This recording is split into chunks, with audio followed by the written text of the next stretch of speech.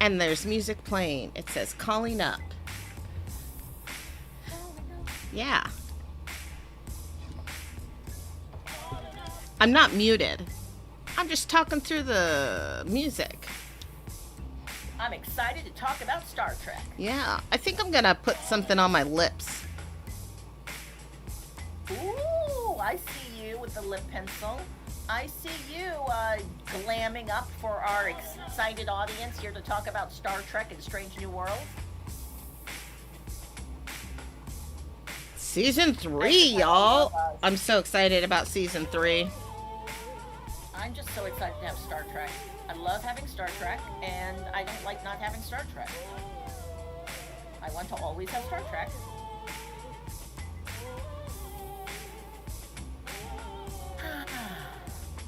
Let's see if we can, if I can do something before this song goes out.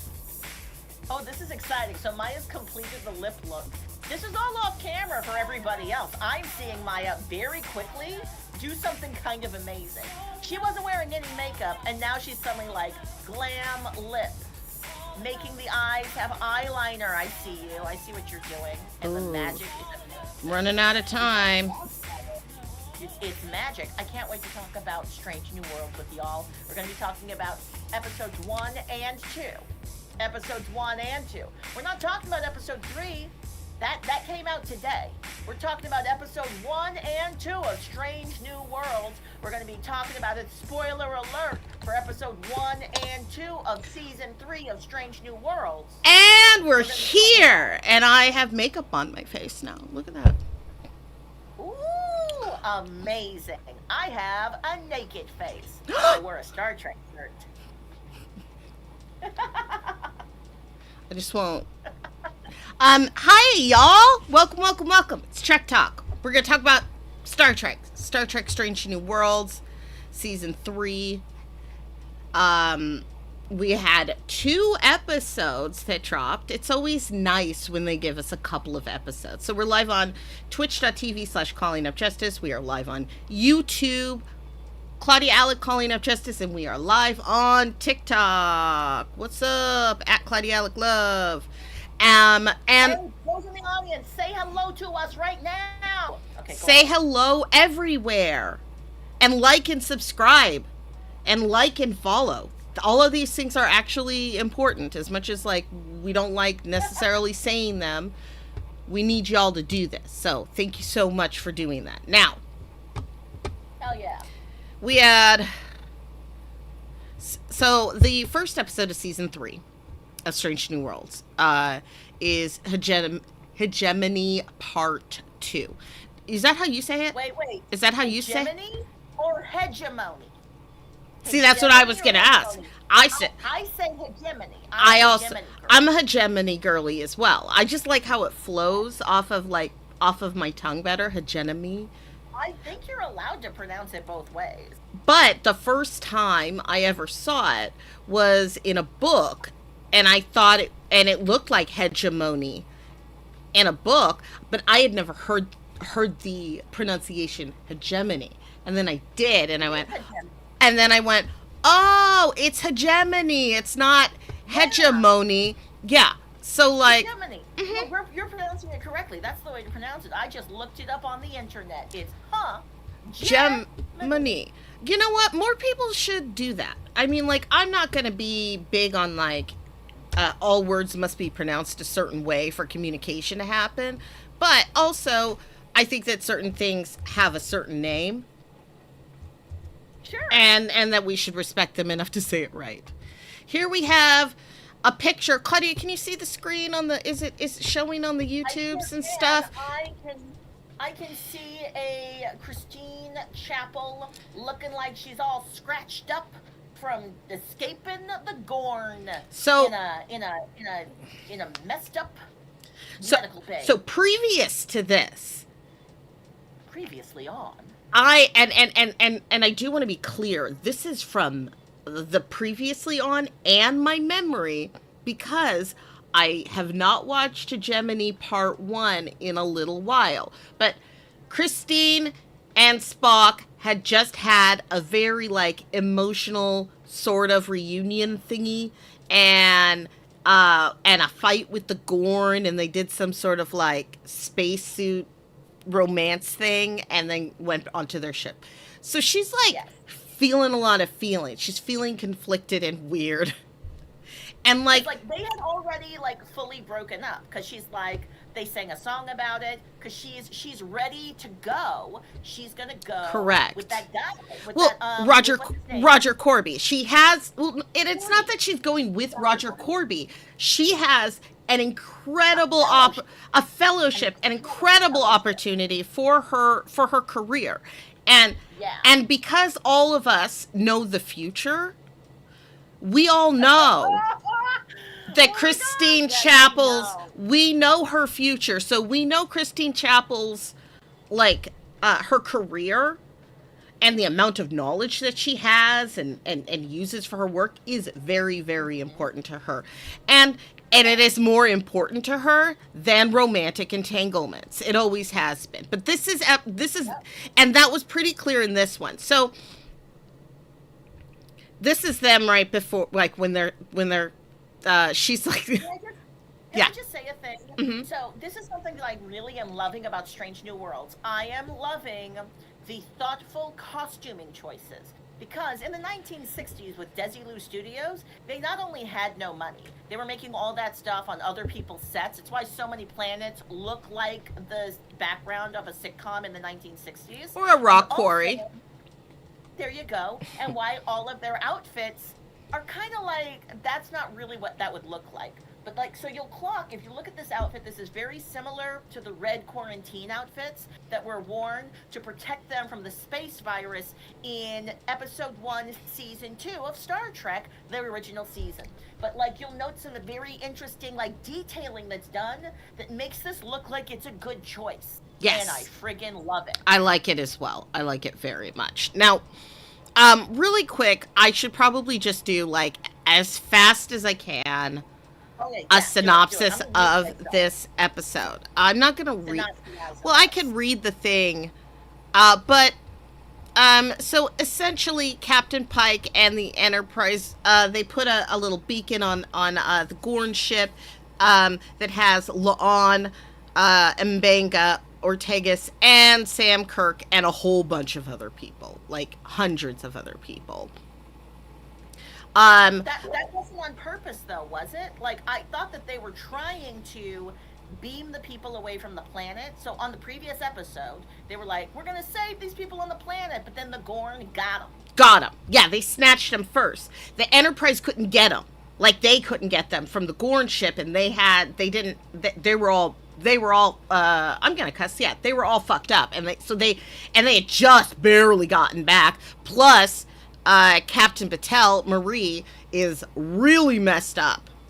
She's full of Gorn babies, y'all. She's full of Gorn babies. That's not good. Yeah, because the Gorn they just implant eggs and that like eat the person and then come out.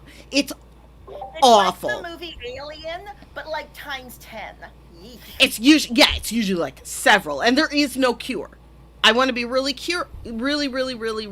clear about this, y'all. There is no cure when you are infected with a Gorn.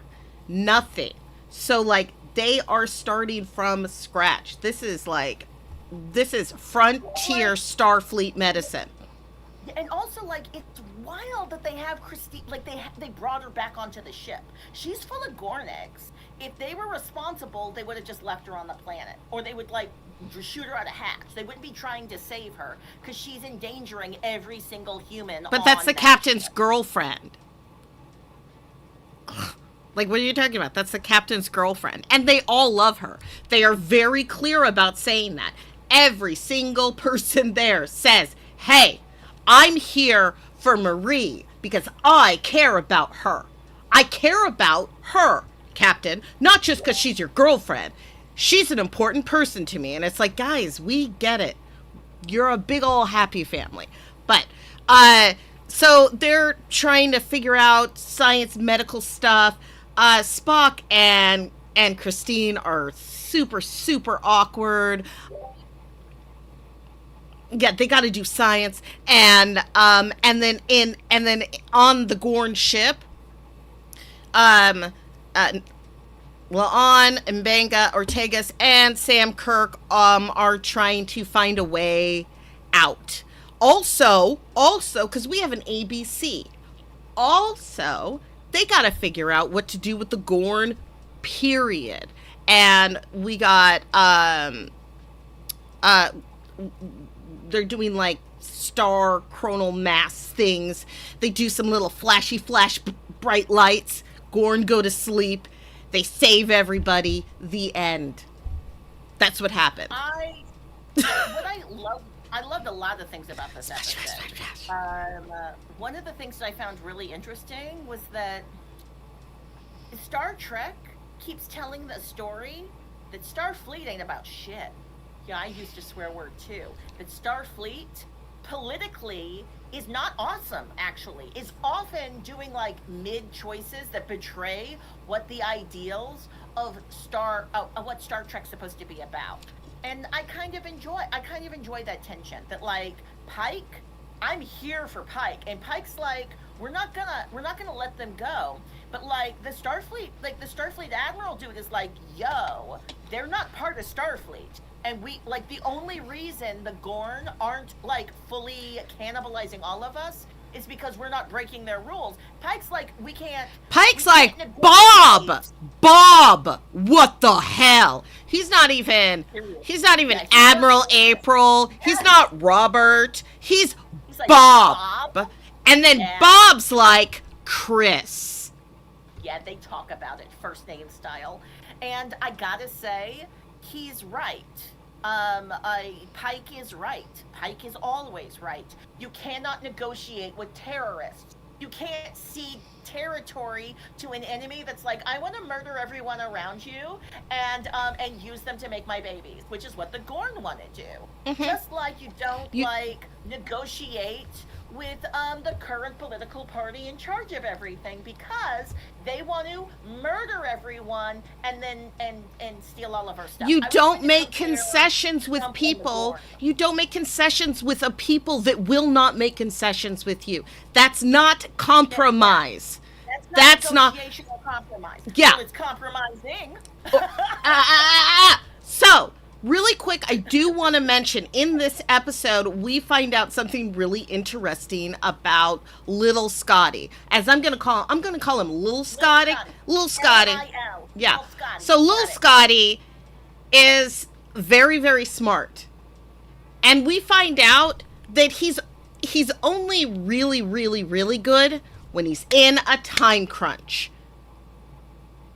And that canonically works and makes sense. Because and it makes me go, oh, wait a minute. So you know how he's so like on TOS, he's all, that's going to take me 6 hours. And then Kirk's like, you have 37 seconds. And then he does it. That's actually how you need to work with him. Because managing Spock. He's just managing it. We always thought, what are you doing to that man, putting so much pressure on him? No, that's how you get him to work. Because he's brilliant, but he's like, ooh, what do I do? Oh, I found my sunglasses, thank goodness. Boss, though. Pelia would be a horrible boss doing that kind of psychological torture. That's not right. That's just anxiety. But like, then what she had to do, she made it work. I love it. Yeah, so that was just like canonically, that was just something that like I loved in there. What did you think about just like all of like the gory drama on the Gorn ship? You know, like getting like Ortega's out of the pod and like her hand is dissolved. Like part of her hand is like literally like parts of her fingers are missing because she's partially digested from like here down. Yeah, it's horrific. So what you think? Oh, I mean, they did a real good job setting things up. I like how La'an had a very, very realistic sort of reaction to being on a Gorn ship again.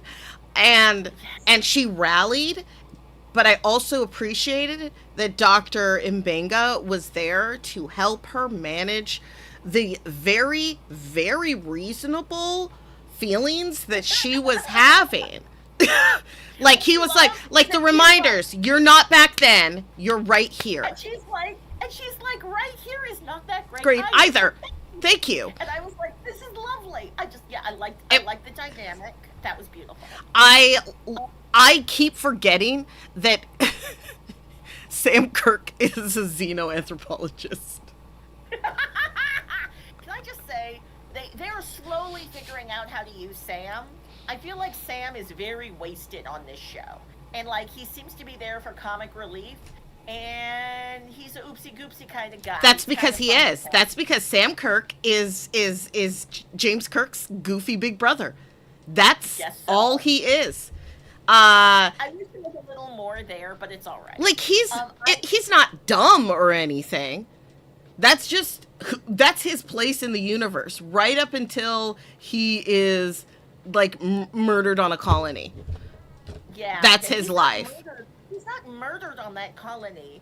It's just an alien species does eat and kill him. But that's not murder. That's their natural Fair enough. cycle. Fair enough. I don't think you can No, you're right. that. Saying murder. You're right. Saying murder, like that applies some sort of morality to it, of which there was none associated. And Sam Kirk himself, as a xenoanthropologist, would agree with what you're saying. Xenophobic? I was very proud of myself. Yeah, it was good. Well, he would be like, yeah, he'd be now like, I feel real bad for Erica. Erica does not. She flies the ship. Like it's one of those things. Fucking badass in this episode, though. Well, it's one of the things about Erica that, like, at first, it's sort of like her, like, it's like a funny little thing that she says. I'm Erica Ortiz, Ortegas, I fly the ship. But, like, that, she doesn't want to be anywhere else but on the ship. And, like, at first, like, she already had a bad away mission experience. So with this thing, she did not want to go. Like she did not want to go. And then they get caught by the Gorn and she gets half digested and stabbed in the gut. With like a Gorn hand. It was so gory. And then she and then she still has to fly them out. Like she's so badass though. Like I gotta say, I liked her piloting, and I thought the episode really just had me being like, you are such an awesome pilot. You fly the ship. Go Ortegas. I felt so bad for her because I was like, this is like the worst day of your entire life. Like I feel like I am watching right now the worst day of your life. Like La'an, I was not watching this was not the worst day of her life. It wasn't the worst day of Mbenga's life.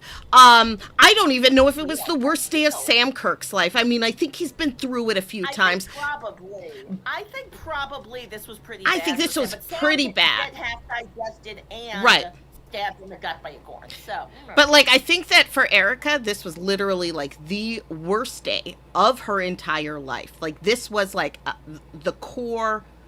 Oh, like if someone asks what was the worst day of your life, this is what she would say: the time I got captured by the Gorn.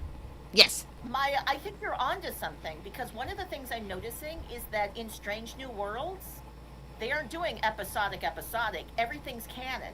Things are tying back into previous episodes. Like, you could enjoy an episode by itself. This is what I like about Strange New Worlds. Like Star Trek Discovery, you kind of had to know the plot to stay with it. It was like a real big picture kind of thing. Yeah, like if you dropped in, you were like, I don't know what's going on if you hadn't seen a couple of episodes. Strange New Worlds, you can enjoy the ride even if you don't know the references, but they are making references that are tying back to all of the previous episodes, so it's satisfying. So like when Ortega said, I fly the ship, I really enjoyed it.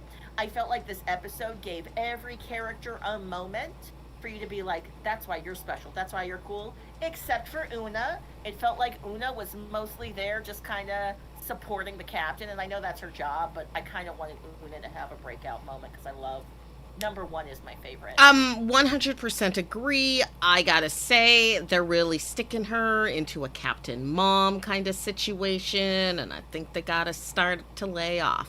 I get that that is the first officer's job. But for some reason, when we had Riker, if we have He was Riker, like fun uncle. He was fun uncle. yeah, and they've stopped making Una into fun auntie, and they're starting to She's sort like of, Captain Mom. yeah, and they're starting to stick her into a Yeah. Captain Mom, a Janeway situation, as you, if Okay. you will, a sexless, adventurous woman who But one, sacrifices everything for everyone else.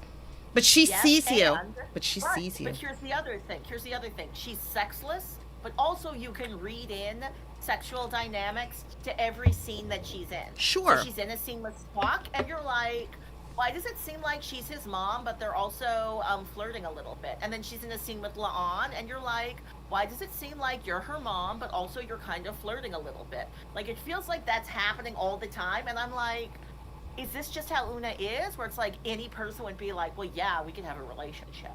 Um, Well, um, yeah, I mean, I think that it's hard sometimes to write strictly platonic relationships because it is very easy to infer romantic intent. I I, think that they're trying to make scenes work for multiple audience demographics. So they're like, oh, we're going to make this character. This is what they did to Janeway. Janeway was sexless and also always sexualized. yes. Sex, I mean, that's like, here's the thing, Captain Mom isn't not sexy. There you go. All right, here's my big question. Episode one, how did you like it? Like 1 out of 10, if you're going to rate it, what'd you give it? Uh, Part two of an episode. so for a part two, I'm, No, say it. Say it. Come on. no, I mean, it wrapped everything up. It set everything up. The interesting. I liked the conclusion. It just felt like they were wrapping everything up as an episode, as Yeah. like a full episode. I mean, I would say this was a nice ending to the last episode, but I wouldn't really Exactly. call it its own episode. And I get it. It is a part two, but also But Best of Both Worlds Part 2 is different than Best of Both Worlds Part 1. It just this, is. this, They're two this. separate episodes with two separate things happening. Right. And This that's, is about how TV is made back and distributed. Back in the day, audience members would sit down in front of their television and receive what was given to them. And you could not go back to see the previous episodes. So the thing had to work on its own. And also there was like 6 months in between stuff. So it had to work on its own because you knew that the audience would have kind of forgotten everything, right? And only remember vibes. Nowadays, they are pretty confident we're going to rewatch it. But I didn't. I was busy and I didn't same rewatch here. and kept Same myself up. here. So I watched it and it felt a little, and then I realized, oh, it feels because I'm not like, what's gonna happen? Ooh, all the setup and stuff from the previous episode. So it felt real mad to me. They This, only have like, oh, go ahead. so this is what I thought. Well, no one's going to die. Exactly. Exactly. Well, I was like, well, no, this actually, is, well, for a hot second, I was like, are they gonna fucking get rid of Ortegas? And I got really you're right. excited, 'cause I was did like, think if that they too. did that, Mm-hmm. that would have been such an like I would have been real mad because I like that actor and I think they're doing an amazing job and I like the character so much. Yeah. But oh man, that would have given the entire season more stakes. Yeah. Because yeah, Pike can't die, but anybody else can. And Ortegas is like She flies the ship. There's so many characters that are definitely going to die in the future, and we know this because canon. So allowing Ortegas to die would have been very meaningful. I'm a little bummed they pulled back on it. even though I'm still glad the character's alive because I love her and I think she's amazing. Well, and I think there's more. I think there's more that's going to be happening as a result of as a result of this episode. I think this episode, all this episode was exposition. It was exposition. Yeah, nobody died. Nobody. Well, here's the thing. It was. Did she even her fingers got grown back. She's fine. Yeah. There was no major impacts on the storyline except for, well, nothing significant changed. It was a full reset. So when I think I felt that as an audience member, that this was like part 2 of a story that was really just being like, you know how it felt like everything was going to change? Nothing's changed. Yeah. And we're just back in the same area of storytelling. And I'm like, oh, that makes this less exciting and fun to watch. They were like, oh my God, there could possibly be a short-term, like, really scary conflict with the Gorn. Nope. Nope. Nope. No, they're gone forever. They're gone. Well, I mean, in another Star Trek TV show. Here's the thing that they did. They pulled the shenanigans, the Borg shenanigans that they did on Enterprise. Well, we sent up. Well, that signal won't hit the Delta Quadrant until the 24th century. And you're like, are you? Huh? Yeah. But here's the thing. That's the complex thing. Doing franchise storytelling over like the course, like that where you started in like this time period, went forward, and then you're like, actually, I'm going to go back to like while this first story was happening. That's some complicated, weird stuff. But I'm not mad at it totally. But I will say this: there's only like 10 episodes in a season, and they're going to release 2 at the same time. I think the reason they released 2 is because they knew that the first episode didn't leave you wanting more. It was like, oh that happened. Yeah. I'll move on with my life. And it wasn't going to make me like be excited to come back to Star Trek. Agreed. So like, here, we'll give you 2. So you'll be really excited. What happened in the second episode? Well, the second episode, here's the thing, is that they gave us what I would call a real meh episode. And then they were like, we're so sorry about that, guys. Drama!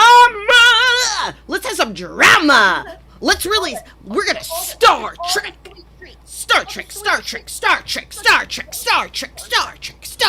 Wow. Star Trek. Ooh, you want a little drink? It's a fan drink. It's a fan cocktail of deliciousness. And we're like, yummy. And that was Wedding Bell Blues. I'm gonna read the quick thing. Oh yeah, please, yes. Okay, so this is 3 months later. And honestly, I'm gonna say this really, really fast. This is 3 months later. This should have been episode 1. But again, they did do something very, very similar with Best of Both Worlds Part 1 and 2. They did Best of Both Worlds Part 1 and 2, and then the second episode was like, okay, let's get back to normal. We're gonna go to Earth and do some mud wrestling. That's how I process my emotions. To get the characters back to a place where they can just be the characters you like. And that's what other stuff. And that's what we got for Wedding Bell Blues. So it's 3 months later. The Enterprise is about to do the Federation 100 anniversary. That's the 100th anniversary of Archer doing that big old speech at the end of These Are the Voyages, which is the last episode. I mean, I hate to say that episode doesn't exist. It doesn't actually exist. You're right. I've never heard of what you're saying. That episode does not exist. So, but canonically, that Archer was there that day that they signed the official Starfleet Federation charter, that they officially made Section 31, because Section 31 of the Federation Charter, which was signed 100 years ago. So we're celebrating the creation of Section 31. but also the rest of... That's why it's Oh, called Section 31. It's a Section 31 of the Starfleet Charter that designates their right and ability to have this secret organization that gets to that gets to do whatever they want, to maintain the interests of the Federation. Section 31. Are you looking it up? Look it up. That's why it's called Section 31.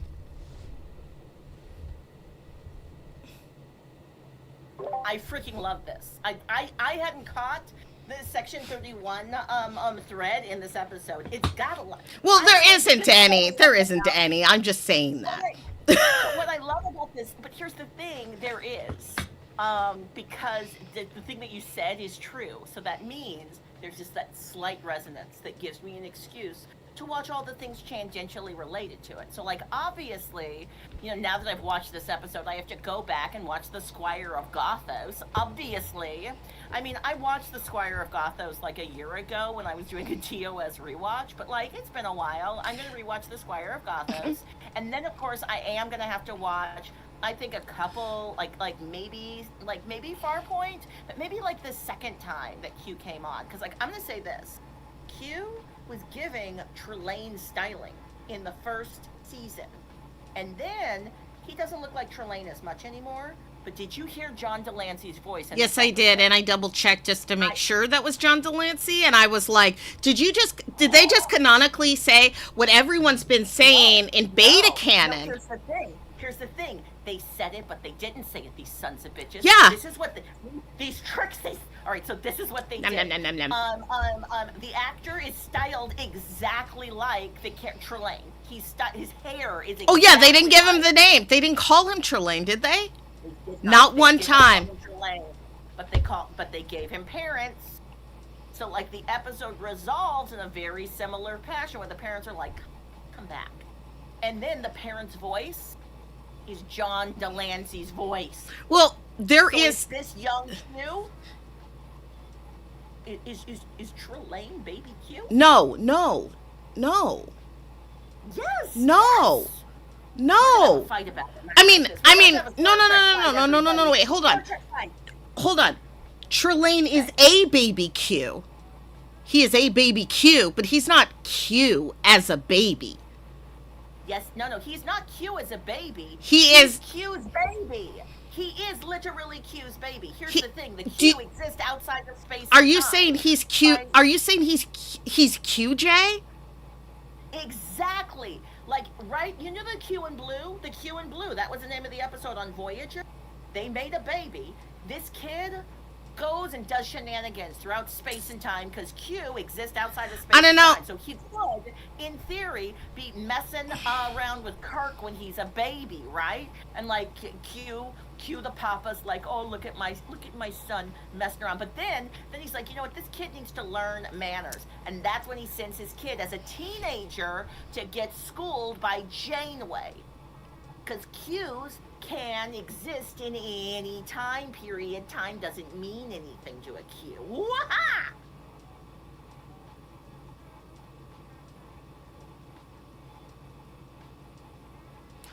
No, but it is possible because QJ is a completely different person, and they've branched off and given him life in Star Trek Sons, and so I do not believe that he is the same person. But I do believe. Hold on. No. I'm gonna give you something really good. Trelane is QJ's little brother. Okay. I'll say yes to this.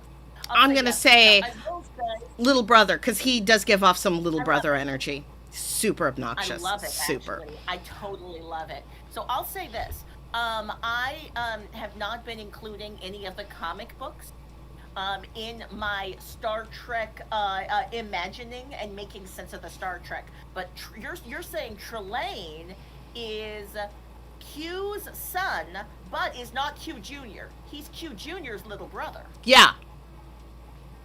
Okay. And he's a little bit of a shit. Yeah. You know what? He has like this big brother who is like, who everybody loves. And he is just literally he just messes things up. Trelane does, I mean. I don't think that's true. I think that the Trelane that we witness is a child. I think that's He's the playing vibe with you get. dolls. He's playing with dolls. Yes. And they weren't Exactly. doing what he wanted. Here's the thing. Okay, so really quick, Christine shows up with her boyfriend, who is Roger Corby. We already knew that she was going to hook up with Roger Corby because she does marry him. It's super awkward because he shows up, he's ready. She literally told him, "Do not wait for me." She said, "We are breaking up. Do not wait for me." And he's like, And what he cool, heard cool, was, cool. "You're not down with commitment in general. I'll wait for you I'll till wait." you become a commitment person." And then she showed up committed with somebody else. Oh, And that, like, everybody sees it. It's so funny. it was Like, so everyone's like, tough. Oh, it was hard. It was hard for the audience to watch because we were like, "Oh, buddy. Oh, buddy. Oh, everyone I'm around so the sorry. So sorry." Because here's the thing. This is what I love about Roger Corby. He Yes, tell me. sucks. Like, he I can't. disagree. No. I think he's fine. He's a nice guy. He cares genuinely about Christine. There's nothing Yeah. wrong with him. But also, he sucks. You know why? Because I'm Why? Spock's friend. Because I was like, I gotta be honest, this guy, I liked him. But also, first of all, fabulous casting. Look at that man's face. If I think about the older actor that they cast as Dr. Roger Corby doing shenanigans with robots, spoiler alert, this guy gets freaky with robots. It's not cool, and it's real weird. It gets real weird. Here's the thing. But like, He's not. he He. looks like a younger version. Okay, so Except for the hair color. and my the eyebrows. experience of watching that episode of being around Roger Corby in that episode was that I did not care for him. He seemed extremely charming and overly personal, and I understand why Trelane thought he was annoying. So did Spock. Oh. That's Actually, why Trelane did this whole thing. I want to be real clear because he didn't like Roger Corby. He didn't like Roger. Like, he liked Spock. He didn't like Roger to an extreme. He followed Roger to the ship to fuck with Roger. This entire episode was Trelane being like, "This motherfucker, I'm gonna." I do not like him. And then, so he's like, "I don't like this guy." He's at the bar being a bartender, and then up comes Spock, who obviously also doesn't like Roger. And then Trelane's like, "Oh, you're like me." Except Spock is not. Like him. But he's like, "Oh, you're on my side. You're on my side? Cool, dude. Here's a picture." He's like, "Cool. You also hate this dude?" You know how sometimes you can bond with a new person because you both don't like the same person. It's not even like hate. It's just like, I don't care for that guy, and you're like, I also don't care for that guy. If they had just stayed at that point, I think that Spock and Trelane, or whoever this guy is, he doesn't actually have a name, does he? He's just the wedding planner. If you could look that up, thank you. Spock and the wedding planner had just stopped at that point, I think they could have been like kind of friendly. Because Spock, like all Vulcans, is a catty bitch. This is so real. Oh my God, Maya, you are amazing with these photos. Cause yes, you are absolutely correct. Vulcans like to talk shady. Like, they are mildly so shady. And I like their vibe. Did you notice that he looked like a Vulcan? for a hot second.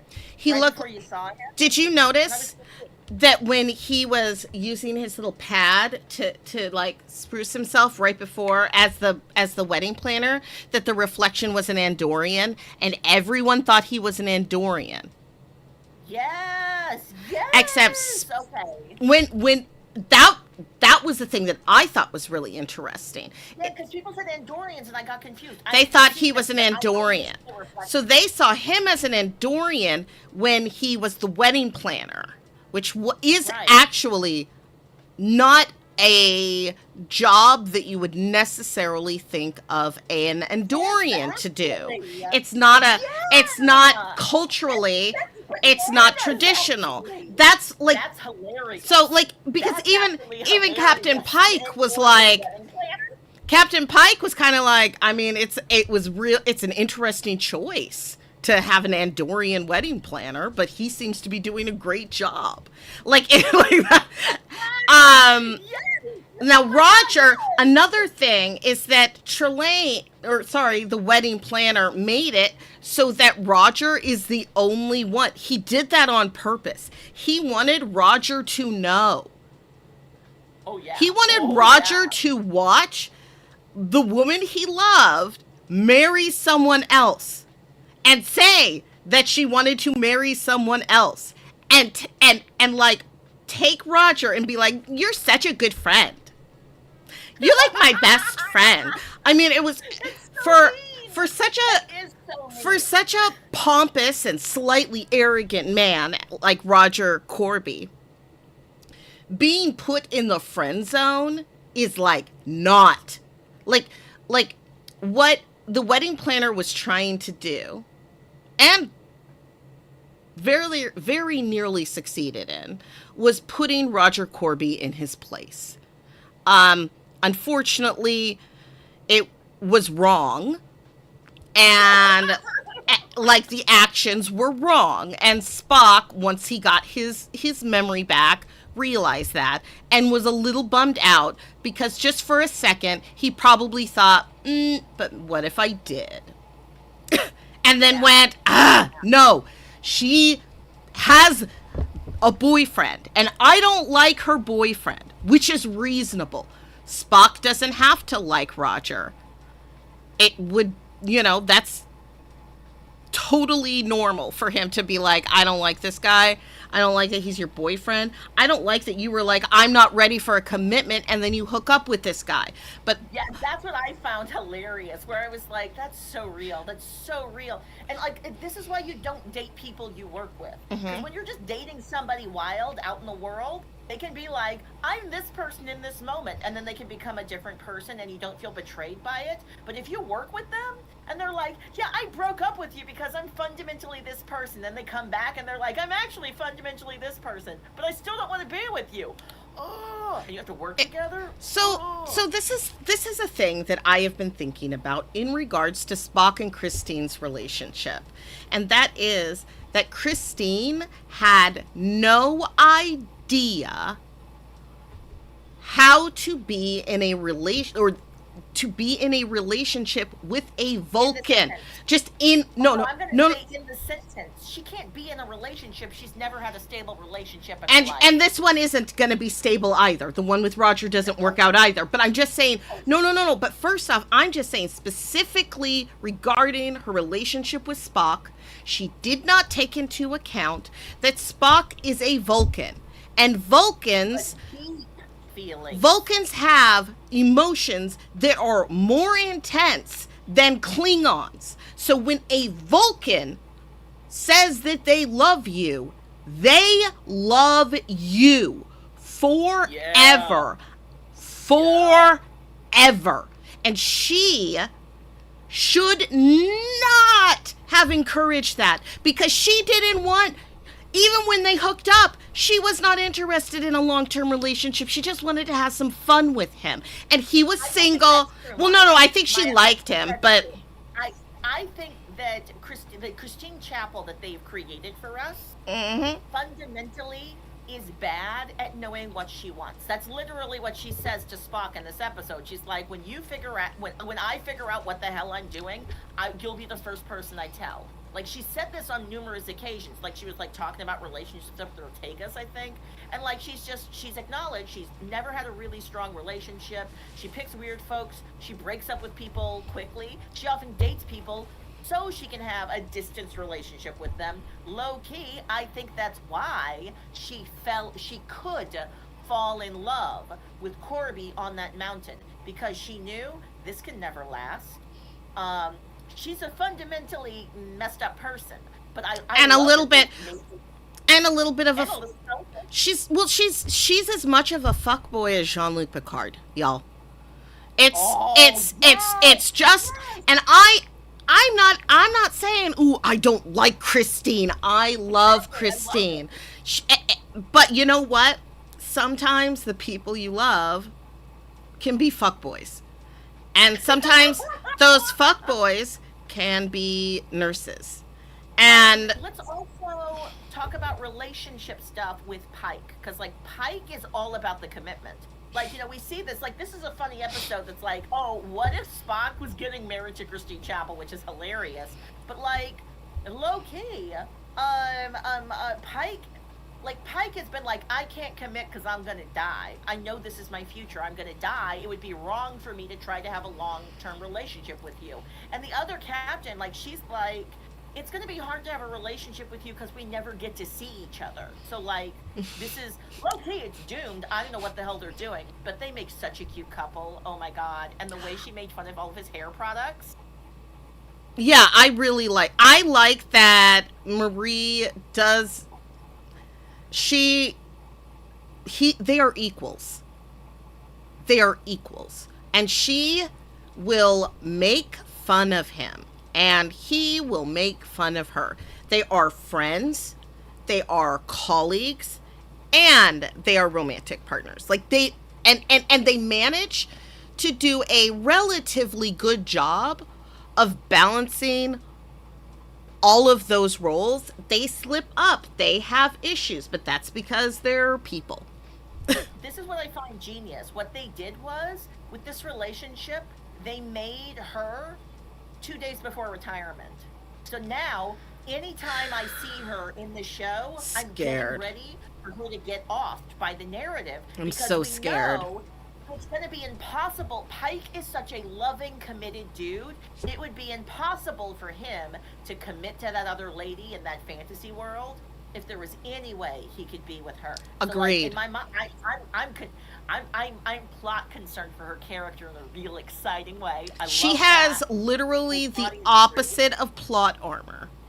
Like the way that Yes. M'Benga Dr. M'Benga has thick plot armor. He's not gonna die, y'all. He can't. Because he's in TOS. He's in TOS.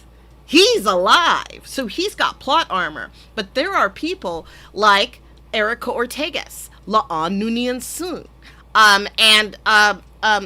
sorry, we were just talking about. Tell me the name, because my brain took the. Is that? I don't know who you're talking about. Anyway, like not every people are gonna die. Oh, Marie, Yes. Marie. Yeah, Marie. Marie isn't gonna make it. We don't know how, but we know. Might not make it. Well, Might not make here's it. the thing. Maybe she could make it somehow.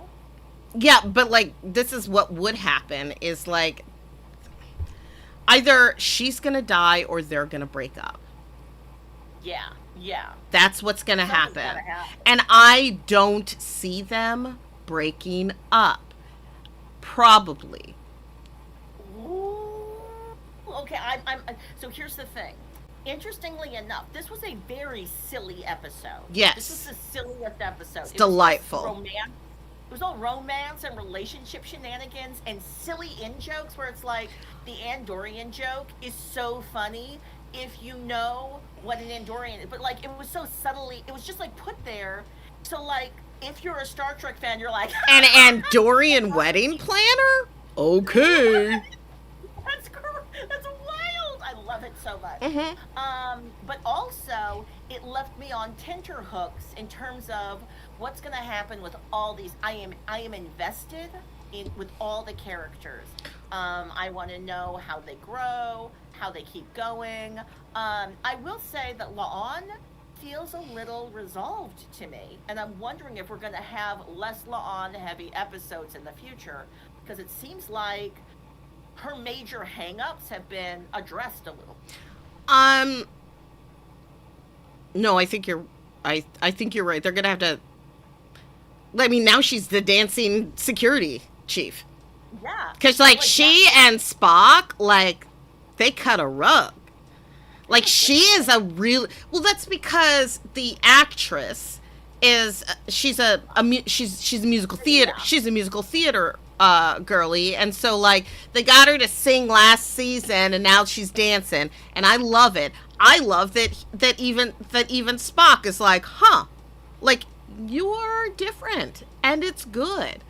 Like, you being a dancer, the fact that she saw that Spock was feeling a certain kind of way and made him dance to some Boy George, just because they did. Yeah, you put the boom boom into my heart. Your sun is on sky high when your loving starts. I know this song. That's amazing. A jitterbug into my brain. Anyway, is there anything else about this episode that we need to like think about or talk about? I think it's nice that they gave number one, costumes. Woo!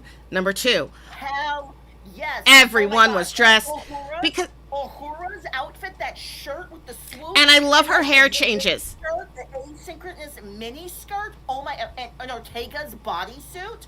Oh my God! I'm stealing all their outfits. Also, Ortega's boyfriend, brother, is cute. Yeah, and I like that. And I like that her and him and Uhura were like, hey. And I like that. That Ortega's was like, ooh, and they were like, we are flirting, and they were like, we are flirting on purpose in front of you. Not only that, but it's real. We're not just doing this to mess with you, although that is fun. That's what I like, is that they're like, oh, we're not pretending, but we know it's messing with you. Also, at the end, we see that Ortegas is not over it. So funny. Like, she's like, punch, punch, punch, punch, and then she looks, and then she sees like a Gorn behind her, like a hallucination of a Gorn right on her, because she's so on edge. I wasn't sure, Maya. Actually, I had a question about that moment, because I was like, oh, is this, she's just got that's just PTSD. That's just PTSD. Really messed up. Yeah. Or do the Gorn have the ability to put a psychic egg in your brain? No. That messes you up forever. No. Because she was in the heart of a Gorn machine that was dissolving her and stuff. You're so confident about the Xeno. Are you a xenobiologist? No, but I know several. Sam Kirk, Michael Burnham. Yeah. All right. Fine. Others. You can only list 2 xenobiologists. I'm pretty sure I said others, which includes all of them. I feel like they're gonna do a thing where they're like there's only 10 episodes, so this is deeply upsetting to me. But it seems like they're like dark, gritty, soft, nice. Dark, gritty, soft, nice. So like I'm girding myself for episode 3. I'm gonna watch it right when we're done with this. But I'm concerned that it's gonna have scary imagery and sad things happening, because this was so nice. It was just such a lovely, heartwarming, delightful, funny episode. Yes. So I'm scared, but I'm gonna watch it because Star Trek is awesome. But also, why can't I have more Star Trek? I need more Star Trek in my life. Why is Paramount Plus being like, hey everyone, we're canceling Star Trek? And I'm like, you announcing that you're canceling the show, you're not giving it a final season. You're canceling the show, and I don't like that. Oh, you disagree. I like this. I think it was just bait to get us to watch again, because it's not canceled. There's 3 I more seasons. That's a full run. Yeah, I'm there's sorry. three more. Season 3, season 4, season 5. Sorry. 3, 4, 5. They're getting 3. They're getting the rest of We're this getting three season. more. They're getting 2 more after this one. I'm so sorry. I thought they were only getting one more. No. Season. I thought they were. They're doing getting the same 2 thing more they did after the other this. No. They're day. getting Okay, 2 then more we'll think about seasons. it. This Okay. was just Okay. this was just a bait to get us all upset and be like, "Ooh, now I got to show that I like the Star Trek, so they'll give us the No, Star Trek." Maya, No, it's I a full disagree with run. you. It's a full I run. disagree. I think that they were telling everyone we're gonna cancel the Star Trek in the future, partially because people half listened like I did, and all I heard was Star Trek. They're getting rid of the Star Trek. Yeah. I think that Paramount Plus and all of these executives are signaling to all of the Republicans in the White House all of this shenanigans about being, for all of like the anti-life stuff that they're for. Right. Being like, hey, we're gonna get rid of all the woke stuff. They're like, oh yeah, we're gonna get rid of the woke Star Trek. We're gonna cancel all the shows you don't like, and that way the skylight dancer, the sky dancer, whatever that merger is that's supposed to be happening. Like, this is weird, Maya. This is about the TikTok sale. This is about that gigantic merger. Mhm. This is why they're canceling the shows I like. And I don't like it. But thank you for letting me understand that I did not listen carefully enough. No, they're I getting still a couple I more still think seasons, people but are you're right. only. You're right too. It's, they're going full dark side with their anti-life equation. Yeah, I love Star Trek so much. It's annoying that the corporate overlords that make it are so evil because it's such a great show. And the people who make the show itself seem really awesome. Like, they're the producers of Strange New Worlds. They seem like they're cool people to me from Yeah. the thing they make. From what I can see, Terry Metalis is like really an anti-Braga, and I really like him. He's the anti-Braga. I think, do I have one more after this? Yeah, okay. So I did get a picture. So I did get this picture of when he's being chastised by his dad, by his parent, because I actually don't know. It's a masculine voice. Does he say dad? I'm gonna Or have to does he rewatch just this say, episode. I know they call Like- him like- son, but then they're like, they you're, call him son? Okay. yeah. So, and then, Like- but he might have gone like, dad, but I don't know if he did that. I don't remember. So I've I don't know, seen but Star his Trek so parent, much, I remember it. his parent, who is a gaseous cloud with a little green light inside, is like, you've been very naughty, but here's the thing that I noticed is that he was like, I'm gonna kill everybody, and like, it was painfully obvious that he was not going to do that at all.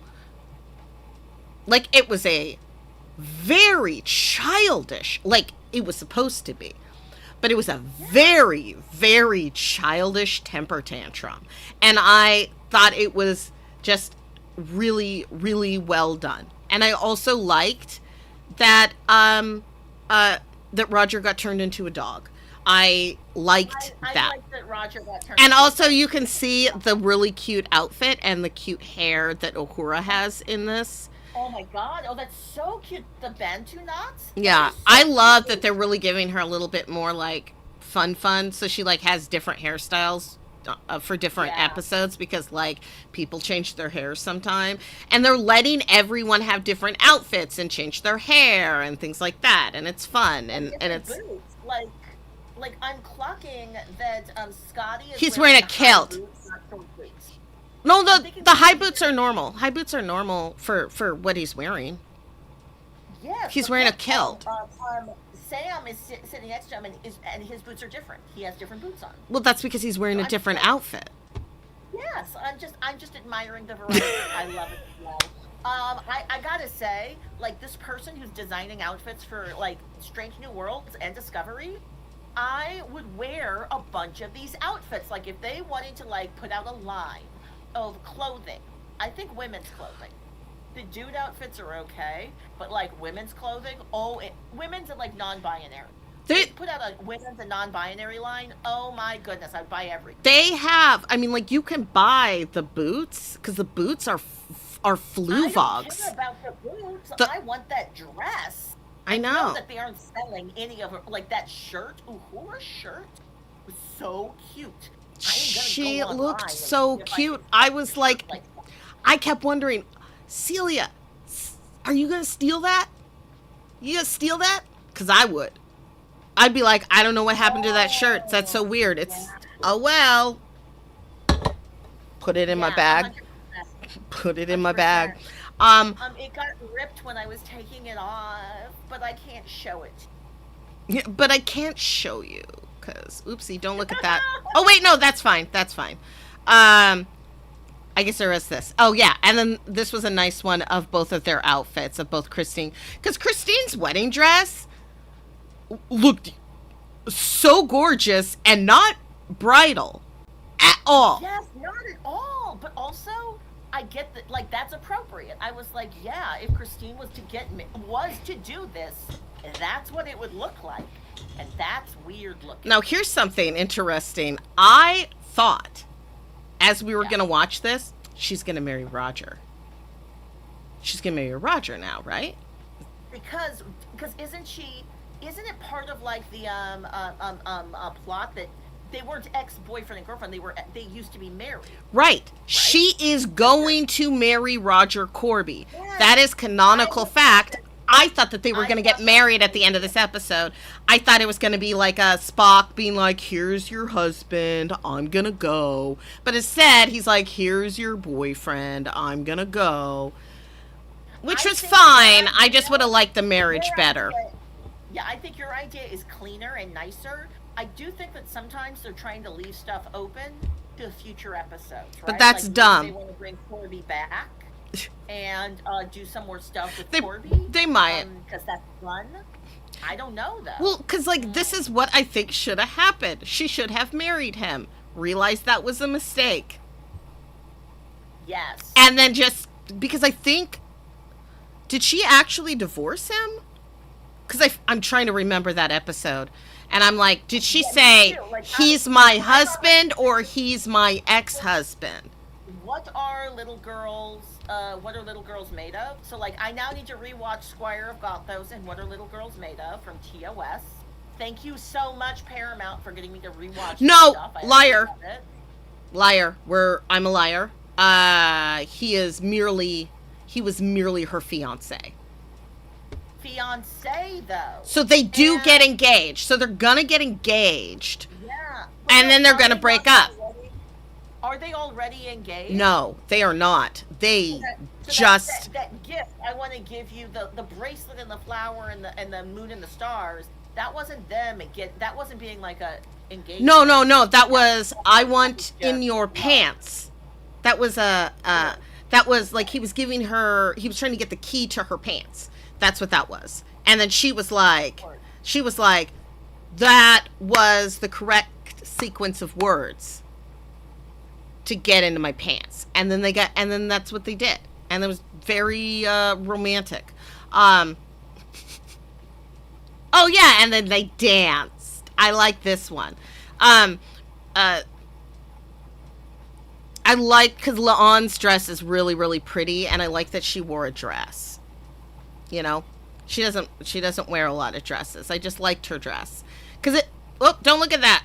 Um, it's gone now. Spoiler alert! Oh no. Okay, I I don't want didn't. to see the spoiler alert It's gone photo. now. It's Here's gone. the problem, Maya. I turned my face to look at the camera that is our TikTok audience, and you know what it does? It shows me what's behind me. That's So so I should have funny. done this. I did this like I was gonna, and then I should have done But this. you So don't anyway, even know I what will. you saw. You don't even I don't even know know what anything. I don't even know. Anyway, we ended this very happy episode with the captain observing issues with Ortegas because she has some pretty bad PTSD. But everyone else is happy. And Spock is Spock because after this moment, after this day in Star Trek history, Spock, unless he was under the influence of another alien thing, never loved again. Stop, Maya. Here's the thing. Star Trek exists outside outside of the episodes we are allowed to see. I cannot imagine that Spock lived an ace lifestyle. I didn't say that. From the moment. I didn't say that. I said he never loved again. He never loved again. So you're saying that that for him, Chapel was the love of his life, and when that didn't work out, he cut it that off. was the end of the sentence. Yeah, he wasn't going to do that anymore. I think he repressed it. I think he repressed it. The only person he loves is Jim Kirk. Literally. He never got into, and I'm not saying, and I'm not making any judgments on the level of his commitment to Jim Kirk, because by the way, that's his name, and that's what everyone calls him. James Kirk is a formal introduction, but his name is Jim. And when people talk to him, they call him Jim. So his name's Jim Kirk. Now, here's the thing, Maya, Kirk had a baby, though. Or at least Kirk was supposed to have a baby. Yeah, he did. He's off with that baby, probably now, because David, little David, that he had with his ex-girlfriend. No, I'm sorry, I said Kirk. I meant Spock. Spock had a baby. Oh, Spock had a baby in 4, but that was just, that was Pon farr. That was his very first Pon farr, or it's not 4, it's 3. And he got that chick pregnant because Saavik, but there was no relationship or love. Okay. I'm not saying that Spock didn't fuck. I'm saying that he never loved again. I will agree with you. No, I don't like the idea of Spock never loving again. Why? I don't love it. Because I like the idea of, Spock in his older life, having tea with some alien on a planet, and it being. But we know he never did that. We know he didn't do that. He never, because we've seen all of Star Trek. He never retired. He went from being an admiral to an ambassador to being some kind of crazy wormhole scientist to save Romulus, and then he left the universe. What if he got a girlfriend in the Kelvin universe? You don't know. Maybe he, old man style, found romance in the Kelvin universe. And I think that is also just, no, he spent the remainder of his life helping Vulcan refugees. That's okay. I think that Spock, I don't think that it's a great thing. I think it's actually really tragic, and Star Trek does this a lot. They do this a lot with a lot of their characters, is that they just say, you know what, we don't think that you get a partner. Ever. In your entire life. That reminds and me you're going to have a long life. That reminds me of the character Malcolm on Enterprise, where that character was supposed to be gay. But because the people who made the show were like, we don't want to let gay people exist in this universe, then the character was just like there and kind of creepy around women and awkward and never found Here's the thing. I still, in my headcanon, he is, but he's just closeted. Well, yeah. He's closeted, and that's why he's so weird. And there's no reason to be closeted in the Enterprise nope. world. Like, the only reason that's a weirdly heterosexist world is because, was it Braga? Yes. Braga that was weird? Yeah. It's so fucking weird. And he made a world where it's like, oh yeah, this one alien is like pansexual and it's chill, but like the human is weirded out by that, and I'm like, why would a human be weirded out by that? Denoblians are polyamorous by nature. They have multiple spouses. Like, I think that each one of them has like 4 spouses. 3. Yeah, 3 spouses. Yeah. And it's a complicated thing that I think is genius and is how we should be doing it. And I think we'd all be happier. And Trip acted like he had never heard of polyamory. Now, here's the thing. I totally get not wanting to bang your friend's wife. That part makes sense. But that's what it should have been. Not like, morals, Like, that doesn't make sense, man. Yeah. Number one, Like you're from Florida, the Florida. universe. Like you haven't seen wild stuff. Come on. But He's Florida, also, man. this is set in the friggin' future when when people are supposed to be over some of that weirdness. It's supposed to be less dumb in the future. And unfortunately, because you're right, they didn't have to write it like that. It could have had the exact same plot, the exact same story, but his weirdness is I can't betray my friend even though he says he's cool with it because that's wrong. Like You're wrong. that's not me. That's where like my boundaries are to not. I don't sleep with my friends' wives, That's and that's just how it works.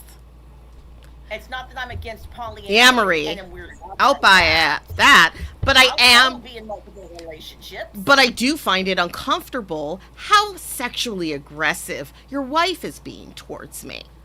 That part That's as well, another actually. thing, because It's she not was just very aggressive and was like, yeah. I get you're saying no, but what if I took my clothes off?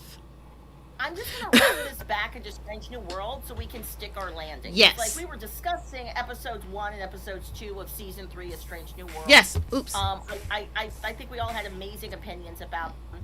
I'm gonna say this. And I started off our conversation saying the thing I like about Strange New Worlds is that it takes stuff from TOS and like fixes it a little bit. I think it does that for all of Star Trek. I think so every too. single Star Trek has like the gender weirdness baggage, the sexual gender weirdness baggage of the time, the most conservative producers of the show during the time period the show's being made. Like not the most liberal, make sense people. Like the actor who played Garrick just had to make the character gay, just had to play the character gay because the most conservative producer wouldn't allow the thing to be what it needed. He didn't to want be. gays on Star Trek, not open gays. Exactly. He was like he did not want to portray anything other than heterosexuality existing in the universe in the future. He wanted us to be unable to imagine ourselves in the future. It's so evil. I don't like Braga at all. F that producer. But this is what Strange New Worlds does. Star Trek Strange New Worlds lets you affirms that the future is not weird about gender. It's not heterosexist. It's not patriarchal. Like weird stuff is going on. Christine needs therapy, but it's not weird in the ways we're weird. It's the future. Is she gonna get therapy? I don't know. That would be awesome if Christine got therapy because she needs therapy. She's confused and all over the place, and I love it because it's messy and it makes for fabulous drama. It's really true. So I mean, and it's episode all a one, result of the okay. temporal time war, Cold War. All right, Maya went into that in a previous episode. Is that up in our previews? If people go to the Twitch channel, will they be able to see you giving your entire? She gave a PowerPoint presentation. Yeah, it's in there. Maya gave a PowerPoint presentation on her idea about the temporal prime timeline and how everything in Strange New Worlds actually makes sense. It's brilliant, It's and you gotta all watch it. canon. It's all But, like, canon. here's the thing. I'm just saying that Star Trek Strange New Worlds allows us to have a universe that is not heterosexist or patriarchal or weird in the ways all these other Star Treks were. And Yeah. I like that for them and us. It adds value and depth to the stories, and it makes even the ones that were written back then. It gives them a little bit more and makes them more palatable in a lot of ways now. Yeah. And it actually helps out quite a bit.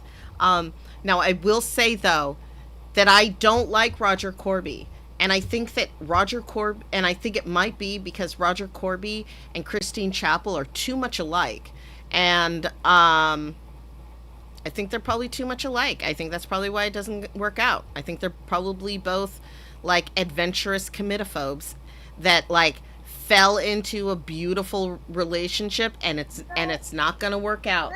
But that's I okay. think what worked out for those two kids if he hadn't gotten lost and been trapped on a planet with only robots and then lost his life and then become a robot, I think those two kids would have made their way back to each other if all that hadn't happened.